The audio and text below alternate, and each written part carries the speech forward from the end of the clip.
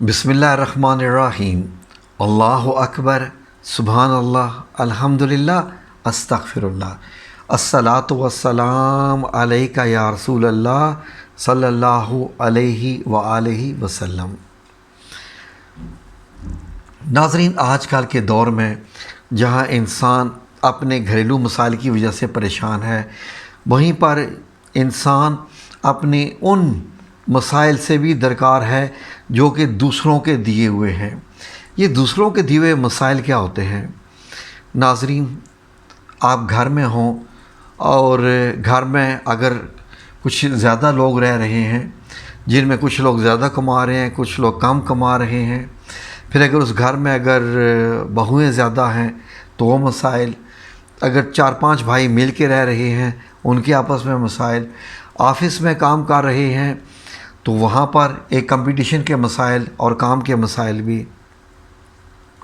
आप ऑफ़िस में हैं या किसी स्कूल कॉलेज में कहीं भी जॉब कर रहे हैं, आपका मसला किसी न किसी के साथ होता ही है। एक कंपटीशन का माहौल बनता है और कंपटीशन के माहौल में एक दूसरे के लोग कंधों के ऊपर चढ़ के भी तरक्की की मंजिलें तय करना चाहते हैं। बाज़ लोग तो नाज़रीन यकीन कीजिए कि एक दूसरे के सरों पे पाँव रख के कुचल के भी अपनी मंजिलों के जो है वो कामयाबी तक जाना चाहते हैं, ख्वाह किसी दूसरे के साथ कुछ भी हो जाए। ये यकीन कीजिए नाज़रीन कि मैंने भी अपनी ज़िंदगी में ये वाला माहौल बहुत महसूस किया, मुझे बड़ा फेस करना पड़ा।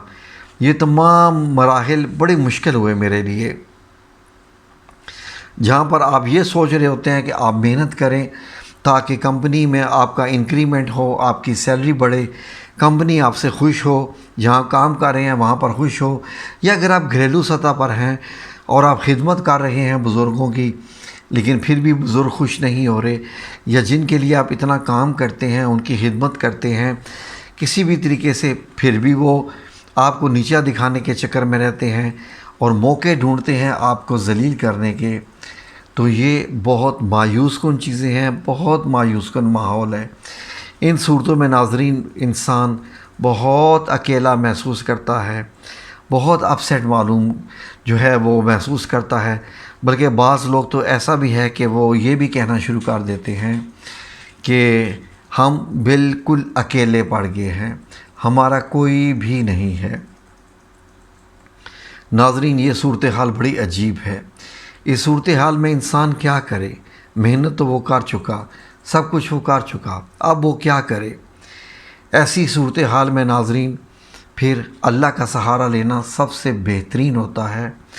अल्लाह का सहारा एक तो यह है कि अल्लाह सब्र करने वालों के साथ है, फिर उसके बाद आप अल्लाह से दिल लगाइए। अल्लाह से बात हो रही है दिल लगाने की, और अल्लाह से दिल लगाने की बात हो रही है तो अल्लाह रब्बुल इज़्ज़त ने कुरान करीम में फरमा दिया कि मुझ तक आने का रास्ता नबी करीम सल्लल्लाहु अलैहि वसल्लम का है। जब एक आयत का तर्जुमा ये है कि ए पैगम्बर सल्लल्लाहु अलैहि वसल्लम, मैं मफ़हूम बयान कर रहा हूँ, ए पैगम्बर सल्लल्लाहु अलैहि वसल्लम इन लोगों से कह दीजिए कि अगर आप चाहते हैं कि अल्लाह आपसे मोहब्बत करे तो मेरी अताअत कीजिए, यानी नबी करीम सल्लल्लाहु अलैहि वसल्लम की अताअत कीजिए, अल्लाह आपसे मोहब्बत करने लगेगा। तो अल्लाह रब्बुल इज़्ज़त ने तो तरीक़ा बता दिया कि अताअत करने का तरीक़ा क्या है। नबी करीम से मोहब्बत कीजिए, उनकी अताअत कीजिए, अल्लाह आपसे मोहब्बत करने लगेगा। नाज़रीन, अब नबी करीम सल्लल्लाहु अलैहि वसल्लम की अताअत तो सब जानते हैं, लेकिन करता कोई नहीं है। हम आपकी खिदमत में एक ऐसी आयत का वजीफ़ा लेके आए हैं, ये आयत आपको नबी करीम सल्लल्लाहु अलैहि वसल्लम के बहुत करीब लेके जाएगी। नबी करीम सल्लल्लाहु अलैहि वसल्लम की अताअत का सबसे जो बेहतरीन तरीक़ा है वो यही है कि आपसे मोहब्बत की जाए, आपके बताए हुए जो सुन्नत हैं उन पे अमल किया जाए, आपके बताए हुए तरीक़ों से ज़िंदगी गुजारी जाए, जिस चीज़ से आपने मना फरमाया है मना हो जाए, जो कुछ करने को कहा है वो किया जाए। तो इसके अलावा नाज़रीन, ये जो आयत जिसका वजीफ़ा हम आपको बताने जा रहे हैं, इस आयत को जब आप इसका विर्द करेंगे एक तरीके के तहत जो कि आपको बताने जा रहा हूँ, इस तरीके से करेंगे تو یقین کیجئے کہ یہ ایک قسم کی آیت مقناطیس کا کام کرے گی۔ کیسے مقناطیس کا کام کرے گی؟ ایسے ہی جیسے درود شریف بھی کام کرتا ہے۔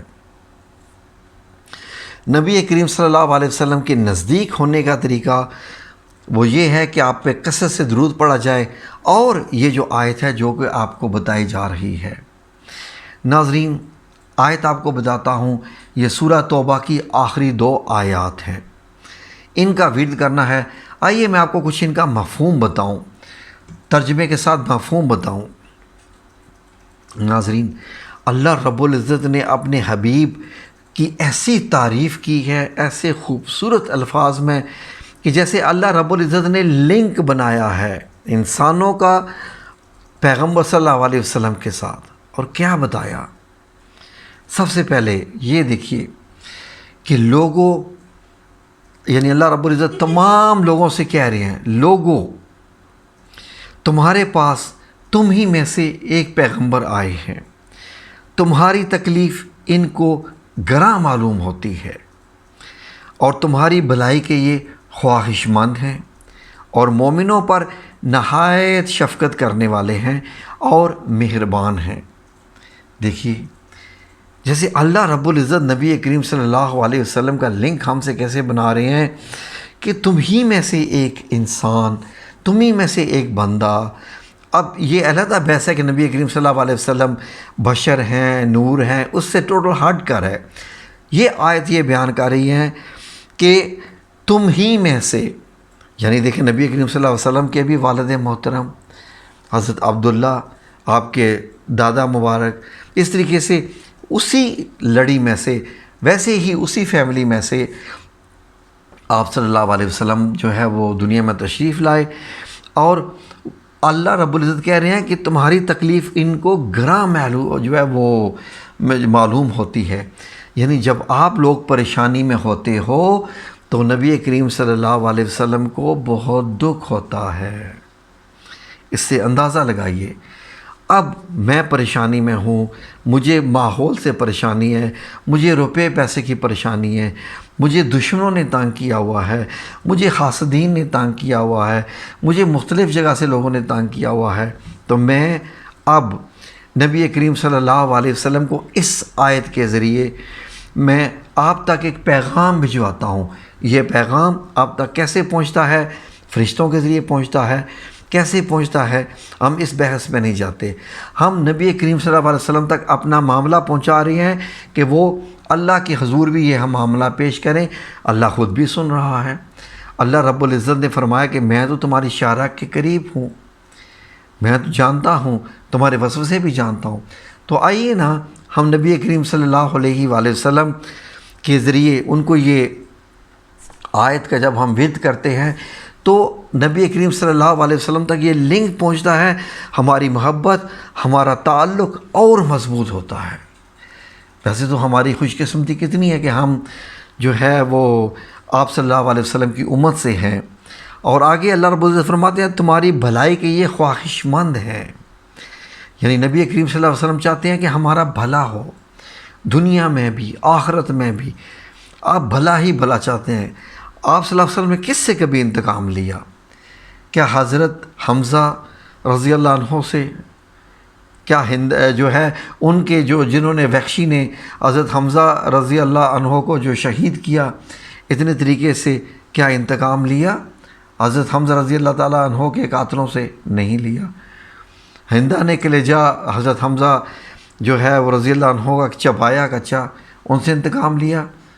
حضرت ابو سفیان رضی اللہ عنہ ایمان لائے ہیں، ان سے لیا؟ نہیں لیا۔ کس سے لیا؟ کسی سے بھی تو نہیں لیا، سب کو معاف کیا۔ بھلائی کے خواہش مند ہیں اور مومنوں پر نہایت شفقت کرنے والے اور مہربان ہیں۔ کیا خوبصورت تعریف ہو رہی ہے، یقین کیجئے ناظرین۔ اس آیت کا ورد میں بھی آپ کو بتانے جا رہا ہوں کہ کتنی بار کرنا ہے۔ اور پھر آگے کی آیت سنیے، پھر اگر یہ لوگ پھر جائیں اور نہ مانیں تو کہہ دو کہ اللہ مجھے کفایت کرتا ہے، اس کے سوا کوئی معبود نہیں، اسی پر میرا بھروسہ ہے اور وہی عرش عظیم کا مالک ہے۔ دیکھیے نبی کریم صلی اللہ علیہ وسلم کے بعد اللہ رب العزت نے اپنا بھی بتایا کہ اگر یہ نہ کہا مانے نبی آپ کا تو پھر چھوڑ دو، میرے ساتھ ان کا جو معاملہ ہے میں خود دیکھ لوں گا، کیونکہ میں ہی کافی ہوں۔ ویسے جیسے میں نے ایک آیت کا آپ کو ورد بتایا تھا، حسبنا اللہ و نعم الوکیل، یہاں بھی ایک خاص آیت ہے، یہاں پر ایک خاص آیت ہے، حسبی اللہ یہاں پر ذکر آتا ہے۔ اسکرین پہ لکھی ہوئی آپ کو آیات مل رہی ہیں، تو ان سے آپ اندازہ لگائیے کہ آپ ایک کیسا لنک بن رہا ہے۔ نبی کریم صلی اللہ علیہ وسلم سے محبت پیدا ہو رہی ہے، آپ صلی اللہ علیہ وسلم کی تعریف جیسے اللہ نے کی ہے آپ بھی اس ورد کے ذریعے کر رہے ہیں، اور اس کے بعد نبی کریم صلی اللہ علیہ وسلم سے جب محبت بڑھ گئی تو آپ سے محبت بڑھی تو اللہ بھی ہم سے محبت کرنے لگے گا۔ اس کے ایسے فائدے ہیں، اور یقین کیجئے کہ دشمن کے ساتھ پھر جو اللہ کرے گا وہ تو آپ کو معلوم ہے کہ اللہ رب العزت سب سے بہتر تدبیر کرنے والا ہے۔ جو بھی آپ کے خلاف کام کرتے ہیں دیکھیے کہ پھر ان کے ساتھ اللہ رب العزت کیا معاملہ فرماتا ہے۔ میں اس کو مختصر کر کے ختم کر رہا ہوں، اب میں بتاتا ہوں اس کا وظیفہ آپ کو کرنا کیسے ہے۔ جو تو بندہ 5 وقت کا نمازی ہے خوش قسمت بندہ ہے، پہلے 7 دن وہ یہ دونوں آیت ہر نماز کے پڑھنے کے بعد، اپنی سنت ادا کرنے کے بعد، نوافل ادا کرنے کے بعد یہ 7 مرتبہ ان کا ورد کرے، 5 ٹائم، ٹھیک ہے جی، 5 نمازوں میں ہر نماز کے بعد 7 مرتبہ لقد جاءکم رسول من انفسکم یہاں سے لے کے وَهُوَ رَبُّ الْعَرْشِ الْعَظِيمِ یہ 2 آیات ہیں، ان کو یاد کر لیجئے، ان کا ورد کرنا ہے۔ پہلے ہفتے آپ نے 7 مرتبہ کرنا ہے، اور باقی کے جو 3 ہفتے بچتے ہیں 1 مہینہ آپ نے کرنا ہے، پھر ہر نماز کے بعد ایک دفعہ کرنا ہے۔ اب کوئی ایسا بندہ یا ایسی خواتین جو کہ نماز نہیں پڑھ رہی ہیں، وہ پاکیزگی کا معاملہ ہے، کچھ ایسے بھی حضرات جو سمجھ لیں کہ وہ نماز ویسے تو ضرور پڑھیں، نماز کے ساتھ ہی یہ سب وظائف ہوتے ہیں، اگر وہ نہیں پڑھ رہے تو ان کو چاہیے کہ وہ کیا کریں کہ وہ 313 مرتبہ دن میں ایک بار یہ دونوں آیات پڑھ لیں، تسبیح بھی پڑھ لیں، 313 مرتبہ نماز ضرور پڑھیے۔ نماز کے بغیر وظائف کام ٹھیک طریقے سے نہیں کرتے، تو یقین کیجئے کہ انشاءاللہ بإذن اللہ تعالی اللہ رب العزت کے بھروسے آپ کو بتانے جا رہا ہوں کہ دیکھیے آپ کا دشمن ناکام ہو جائے گا، اللہ رب العزت آپ کے رتبے بڑھائے گا، نبی کریم صلی اللہ علیہ وسلم کی محبت بڑھے گی، اور جو سب سے بڑا آپ کو انعام ملنے والا ہے اس کے ورد سے، جو سب سے بڑا انعام ملنے والا ہے، دشمن کا زیر ہونا تو اپنی جگہ، رحمت برکت نازل ہونا اپنی جگہ، باقی سب معاملات ہونا اپنی جگہ، لیکن ان سب سے بڑھ کے آپ کو کیا ملنے جا رہا ہے؟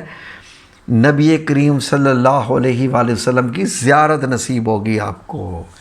جیسے ہی جب آپ یہ ورد کرنا شروع کریں گے، اس کا یہ وظیفہ کرنا شروع کریں گے، کسی دن بھی آپ کو نبی کریم صلی اللہ علیہ وآلہ وسلم کی زیارت نصیب ہوگی، اور جس دن یہ زیارت آپ کو نصیب ہو جائے انشاءاللہ اس دن آپ نے ہمیں یہ ضرور بتانا ہے کہ کیسے زیارت ہوئی۔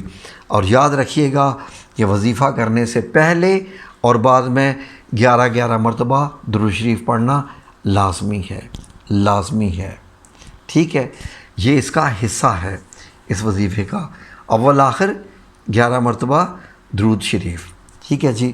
انشاءاللہ باذن اللہ اللہ سے دعا ہے کہ جب آپ یہ وظیفہ کریں تو اللہ رب العزت آپ کی مدد کرے، اور جس مقصد کے لیے آپ کر رہے ہیں اللہ رب العزت اس سے بھی زیادہ آپ کو عطا کریں، آمین یا رب العالمین برحمتک یا ارحم الراحمین۔